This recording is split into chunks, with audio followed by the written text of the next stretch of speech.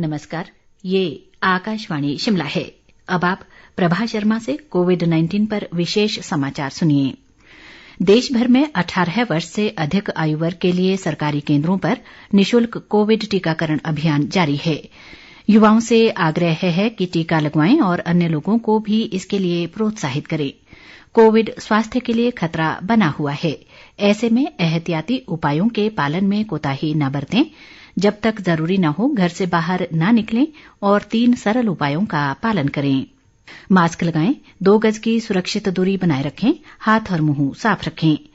Covid संबंधी जानकारी और मार्गदर्शन के लिए राष्ट्रीय हेल्पलाइन नंबर 0112397846 और 1075 पर संपर्क करें।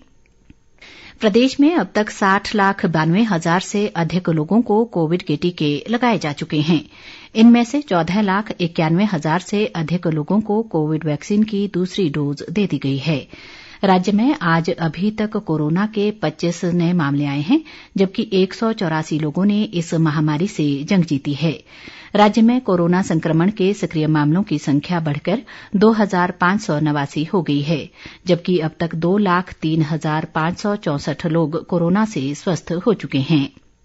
प्रदेश में आज कोरोना महामारी से मौत का कोई मामला सामने नहीं आया है, जबकि अब तक कोरोना से 3,528 लोगों की जान जा चुकी है। टीकाकरण अभियान के तहत अब तक 53 करोड़ 61 लाख से अधिक टीके लगाए जा चुके हैं। स्वास्थ्य मंत्रालय के अनुसार पिछले 24 घंटे में 63,80,000 टीके लगाए गए और 35,000 से अधिक मरीज संक्रमण मुक्त हो गए और राष्ट्रीय रिकवरी दर 97.45% हो गई है।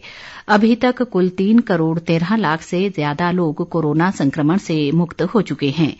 पिछले 24 घंटों के दौरान 38,000 से अधिक नए रोगियों की पुष्टि हुई है और इस समय देश में सक्रिय मामलों की संख्या 3,87,673 है।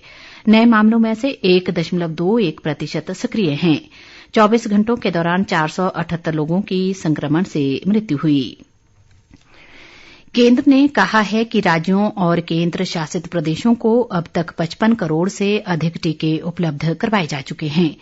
स्वास्थ्य मंत्रालय ने कहा है कि 2 करोड़ 82 लाख कोविड टीके की खुराक अभी भी राज्यों, केंद्र शासित प्रदेशों और निजी अस्पतालों के पास उपलब्ध है, जिन्हें इस्तेमाल किया जाना है। मंत्रालय ने कहा कि 59,16,000 खुराक अभी भेजे जाने के क्रम में है। केंद्र सरकार ने सभी राज्यों को कोविड आपात राहत और स्वास्थ्य प्रणाली तैयारी चरण 2 पैकेज की 35% की एक और किस्त जारी की है। स्वास्थ्य मंत्रालय ने बताया कि अभी तक 50% धन जारी किया जा चुका है, ताकि राज्य और जिला स्तर पर अनिवार्य गतिविधियां लागू की जा सकें।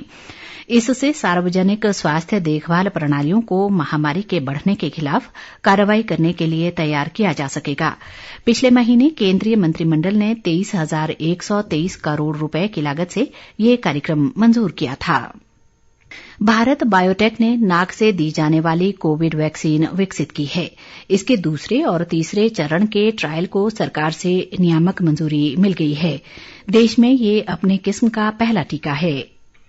जैव प्रौद्योगिकी विभाग ने कहा है कि 18 से 60 वर्ष की आयु वर्ग के लोगों पर टीके के पहले चरण का परीक्षण पूरा हो चुका है। इस दौरान इसका कोई भी दुष्प्रभाव सामने नहीं आया है। क्लिनिकल ट्रायल से पूर्व भी टीके से किसी तरह का खतरा होने का अध्ययन किया गया था, जिसमें पाया गया कि ये पूरी तरह से सुरक्षित है। जैव प्रौद्योगिकी विभाग के सचिव डॉक्टर रेणु स्वरूप ने कहा है कि मिशन कोविड सुरक्षा के तहत उनका विभाग सुरक्षित और प्रभावी कोविड टीके विकसित करने के लिए प्रतिबद्ध है। राष्ट्रीय महिला आयोग ने महिलाओं का कोविड टीकाकरण कम होने की एक मीडिया रिपोर्ट पर संज्ञान लेते हुए सभी राज्यों और केंद्र शासित प्रदेशों के मुख्य सचिवों को पत्र लिखा है। आयोग ने उनसे टीकाकरण के मामले में लैंगिक असमानता को दूर करने के उपाय करने का आग्रह किया है। ये भी कहा गया है कि सार्वजनिक स्वास्थ्य को लेकर जागरूकता पैदा करने की आवश्यकता है, ताकि अधिक से अधिक महिलाओं का प्राथमिकता के आधार पर टीकाकरण किया जा सके। इसी के साथ ये समाचार बुलेटिन समाप्त हुआ। नमस्कार।